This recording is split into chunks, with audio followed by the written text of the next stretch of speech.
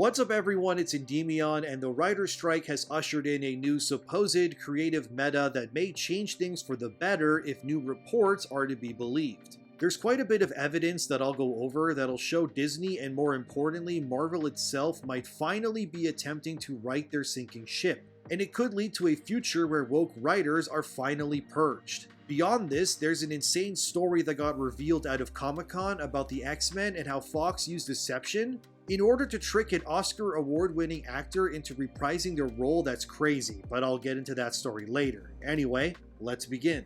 To start, we have this article from Bounding Into Comics titled, "Marvel to restructure their TV division, leading credence to claim that new WGA deal would eliminate woke diversity hires." Previously, I reported on how the writer's strike is being leveraged by Hollywood executives in order to wrestle themselves out of deals they've made in the past that are clearly not going to end well for the parties involved. This could be either projects that were signed prior to the strike that were being done in order to create content that pushes diversity, equity, and inclusion, or deals that were made with screenwriters who were hot items at the time, but their projects have failed since, and now studios are getting cold feet working with them. It's also because of this previous approach to creating content, especially when it comes to Disney. They were making things like Ahsoka or Secret Invasion without actual showrunners, lore bibles, or really anything. Which is insane to think about, but then again, this is the same company that made a new trilogy of Star Wars movies with no master plan.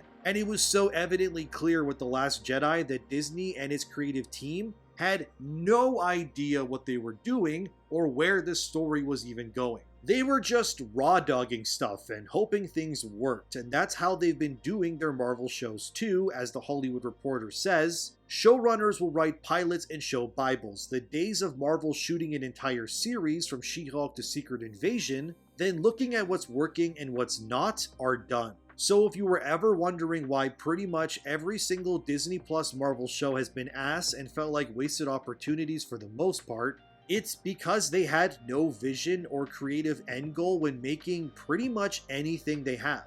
The only shows that actually felt like they had any sort of creative direction were maybe WandaVision and Season 1 of Loki to a certain degree. But everything else just felt like massive wastes of your time. Like Ms. Marvel, who had a creative first episode with actual visual flair that they then dropped and made one of the most forgettable shows of all time. Or Secret Invasion, which I mostly just watched while I edited videos, and all I remember of that show was dark rooms and people whispering while nothing happens. And Mariah Hill dies in that show, which is such a waste of potential, but then again, that's modern Disney for you. It's clear nothing Disney is doing lately is working, and I'm sure you've heard how the new Daredevil Born Again show is getting nuked from orbit, and Kevin Feige has fired all of the writers and directors involved with it. The show, which already shot half of its episodes, is now getting a significant creative reboot because what was being made was just not working. But this is what happens when you hire CW writers of all people who've made schlock in the past. And if you actually look into who these writers are that were given creative reign over Daredevil,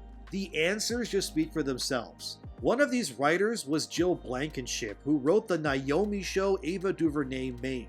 You know, the show that was cancelled after one season because literally nobody watched or cared about it? And the other writer was Grain Godfrey, who wrote for The Flash and Legends of Tomorrow. With Legends getting cancelled after 7 seasons, and The Flash, in my opinion, should have been cancelled after 2 seasons, because everything after that point was dog shit. So it's really no surprise that Daredevil Born Again is going to have to be reborn again already. Since when you hire garbage writers who've written nothing but schlock in the past, it's really no surprise the end result is what it is. Apparently, the now cancelled version of Daredevil had Foggy and Karen dying in the first episode off screen, and Matt Murdock doesn't even put the suit on until the 4th episode. So hopefully Marvel reboots the show by bringing Foggy and Karen back and putting Murdock in the suit immediately, and gives us an actual, genuinely great show, but the likelihood is probably not going to happen anyway. Since there's no way we'll get amazing scenes anywhere close to, say, Punisher stabbing dudes in a prison cell, or scenes like Daredevil beating a bunch of dudes to a pulp in a one-shot fight sequence. Because again, Marvel even admits that they don't plan anything. But now that they are planning stuff going forward, apparently, which is crazy they weren't doing this to begin with, well, that's why we are where we are. Then you have Marvel's head of streaming, Brad Winderbaum, confirm this by saying, "It's a term, showrunner, we've not only grown comfortable with, but also learned to embrace. We need executives that are dedicated to this medium, that are going to focus on streaming, focus on television, because they are two different forms. We're trying to marry the Marvel culture with the traditional television culture. It comes down to, how can we tell stories in television that honor what's so great about the source material?" It's crazy that these changes are only now being discussed after years of misfires and broken products. How Marvel or Disney at large were not okay with showrunners or creatives being in control is beyond parody. Because the truth is, whenever they allow people to make something who are actually creative, you end up with stuff like the Guardians trilogy. Yeah, it's Marvel, but it's a James Gunn movie, and that's why it works. You could say the same thing about stuff like the Dark Knight trilogy. Yeah, it's Batman, but it's a Christopher Nolan movie, and that's why it's great. Marvel, and really Disney, has had this moronic idea that they should be the only showrunners instead of having actual ones that they hire. And while that may work for a movie or a single show at a time, the reality is Disney Marvel has so many things and plates spinning simultaneously that to genuinely believe that Kevin Feige can have the same creative control and power over every single thing at once is just not realistic.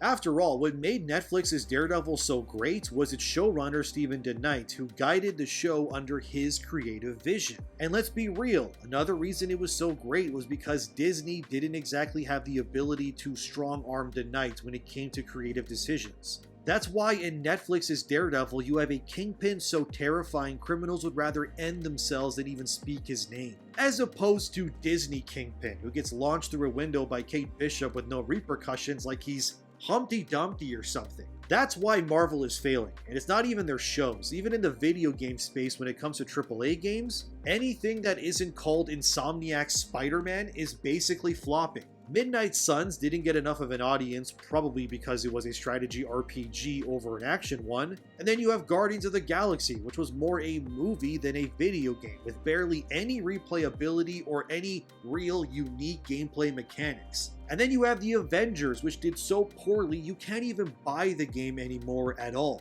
Like, it's actually gone from digital storefronts. The game straight up does not exist anymore for you to buy. And all of those games, like the various Disney Plus shows, have directors or showrunners, if you will, guiding those visions. And it's clear Marvel is not a bad property, since Spider-Man 2 is about to come out as of the making of this video, and it's going to be a huge, massive success. It's that Disney Marvel is prioritizing shit that's pointless when it comes to the success of media. It doesn't matter if Miss Marvel has her own TV show if it's just for the sake of having it when it's shit. It also doesn't help that the dudes who directed Miss Marvel were the same guys who did DC's Batgirl. That was so bad it never got released, and instead DC killed the project for tax refunds. But when you hire people because of identity like those two morons, you end up with crap like Batgirl and Miss Marvel. And when you hire people who are actually competent at their jobs like Steven DeKnight, you get Netflix's Daredevil. The problem isn't diversity or inclusion. The problem is that diversity and inclusion are being prioritized over competent people who know what they're doing. And this is why these reports are dire as hell, but at least they're hopefully painting a brighter future. Don't get me wrong, the next 2 years at the very least for Marvel is going to likely be a repeat of what we've already seen. Because of course, when it comes to Hollywood and things like big movies and shows, these things are written and made a full year at least before they come out. So any of these creative decisions Disney is pushing when it comes to Marvel likely won't even come into effect until at least 2025, if we're lucky. And remember that Bob Iger will stay CEO of Disney until 2026 at the earliest. Unless of course something catastrophic happens that ends up changing that. Like Bob gets launched into the sun, or his own employees end up devouring him like a pack of Skittles at a 5-year-old's birthday party. But you know you done goofed when even Bloomberg makes an article saying that your company is garbage. And dude, they even got Bob Iger in the Mickey Mouse Fantasia outfit too. That's crazy. But like I said, a lot of these so-called changes Disney wants to bring to Marvel, they won't even come into effect for years. Which of course means The Marvels is going to come out since it too is a product of this old model. And you have future releases like Captain America Brave New World and upcoming stinkers like Marvel's Echo. These and many more are not going to sway the public in any way of believing that Marvel is back in its prime, because until they actually change what's wrong, stuff like this will just keep coming out. You even have movies like Blade, which has been rewritten quite a few times as well, with the original version being that Blade isn't even the hero in his own debut movie. And instead his daughter, of course, overshadows him and gains his powers. It's the Mandalorian all over again. The fact shows like Agatha Harkness and Echo are things Marvel prioritized over giving characters like, I don't know, Punisher, Ghost Rider, or Luke Cage their own Disney Plus shows. It just baffles me. But I can't be surprised since the Punisher in the comics apparently can't use guns anymore, and his resurrected dead wife hates him and denounces everything he's done in the comics too. When even the Punisher gets cucked by Disney Marvel, you just know shit is bleak as hell, dude. But when I say this is Marvel's last chance at getting its universe right, I actually mean it. Because if the things happening don't end up becoming successes, the only other option is to nuke the entire universe and then start over with a reboot. Because nobody cares about Miss Marvel, Captain Marvel, or characters like Echo. Not to mention with the way the world is right now with a certain conflict going on that everyone is talking about, need I remind you that Captain America 4 will introduce Sabra, an Israeli superhero. And that is a can of worms I don't even want to touch in this video right now. Well, all I'm going to say is when we get closer to the release of that movie, you will absolutely be hearing people talking more about that. And finally, I'll end on this crazy story that recently came out of Comic-Con 2023, where Matthew Vaughn, the director of X-Men First Class and Kick-Ass, decided to tell people why he left X-Men The Last Stand behind as its director. I think it's better if we just hear from him, and I quote, "One of the main reasons I quit X-Men 3, and this is a true story, Hollywood is really political and odd. I went to an executive's office and I saw an X-Men 3 script. It was a lot fatter. I asked, what is this draft? They were like, don't worry about it, so I grabbed it and opened the first page and it said, Africa. Kids dying from no water and storm creates a thunderstorm to save all these children. I thought it was a pretty cool idea. I said, what is this? They said, this is the Halle Berry script because she hasn't signed on yet. This is what she wants it to be, and once she signs on, we'll throw it in the bin. I thought, if you're going to do that to an Oscar-winning actress who plays Storm, I quit. I thought, I'm mincemeat. I thought X-Men 2 was a masterpiece. I was worried about trying to step into Bryan Singer's shoes. It was a dream come true and I storyboarded the movie. The end movie was not the movie I was going to make. The Golden Gate sequence was the beginning of Act 2. We had this crazy action sequence for Washington. Anyway, I was naive. Because what I was used to, the way I produced film was, here's a budget, here's a schedule, stick to it. And Hollywood doesn't work that way. They go, here's a budget, here's a schedule, and we're going to pretend we're going to do it for that and then make it all up. And I didn't know that back then. I was given the speech of, you'll never work in this town again. The man who said you'll never work in this town again ended up watching Kick-Ass. And to his credit, he called me up and said, I didn't mean it when I said that. End quote. So it's crazy to think even back then, when I was in grade 8, goddamn dude, I'm 31 now. Time is indeed a flat circle, isn't it? But anyway, even then studios were virtue signaling and being dumbasses. Tricking Halle Berry into signing a contract with a fake script where she helps African children, and then throwing it away when actual filming begins is wild. Vaughn was right to leave too, since X-Men 3 was garbage anyway, and if you want my review of that movie, I'll keep it simple and short.